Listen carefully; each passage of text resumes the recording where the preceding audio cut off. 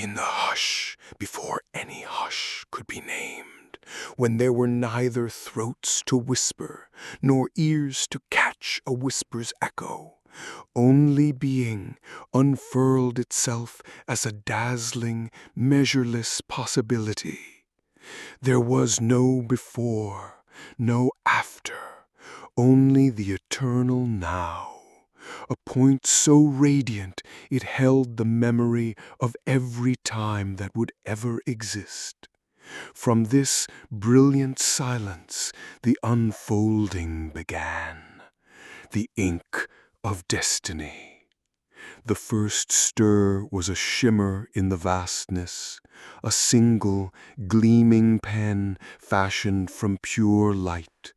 It hovered in the primordial dark beside the invisible preserved tablet. Then a voice, older than sound, kinder than a mother's hum, spoke. The pen quivered with awe.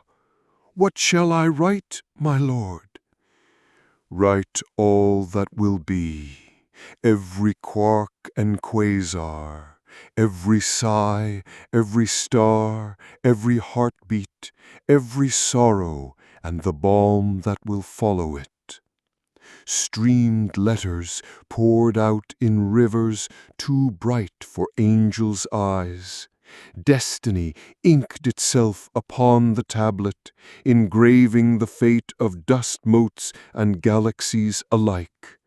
When the last curve of the last letter glittered into place, the tablet closed like a secret tucked against God's own heart. A vast living ocean, chill, blue-black, bottomless, rolled into being. Upon it rested the throne, carved from luminous emerald, crowned with rubies, its pillars glittering a billion hues. Around the throne swept rings of angels, as countless as thoughts in a night of sleeplessness. They turned in orbits of praise, their wings fanning waves that rang like silver bells across eternity.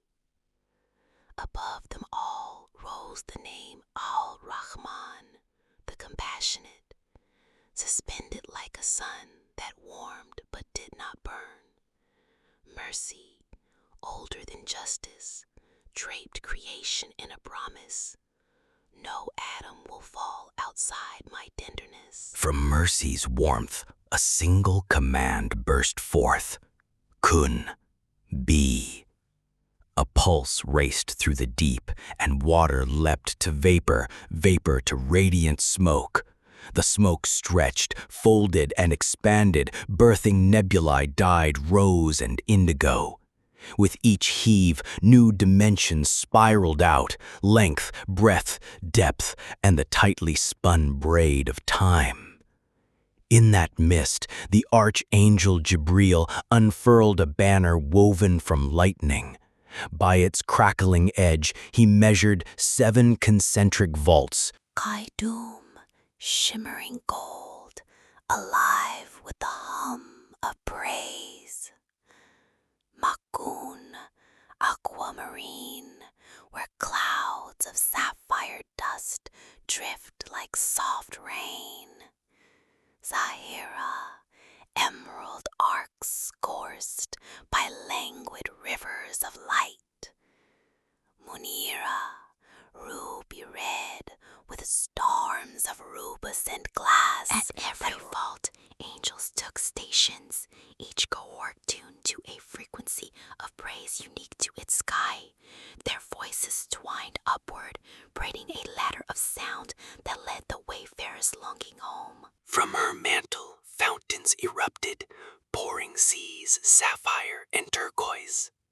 Winds carved dunes and valleys. Glaciers stitched white caps upon tall peaks.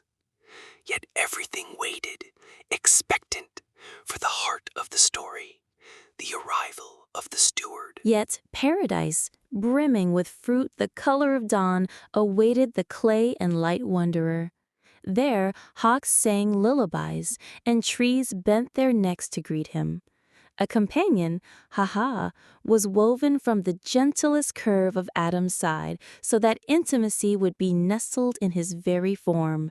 Together, they roamed among rivers that whispered secrets of algebra to those patient enough to listen. One tree alone was marked by veils of shimmering air.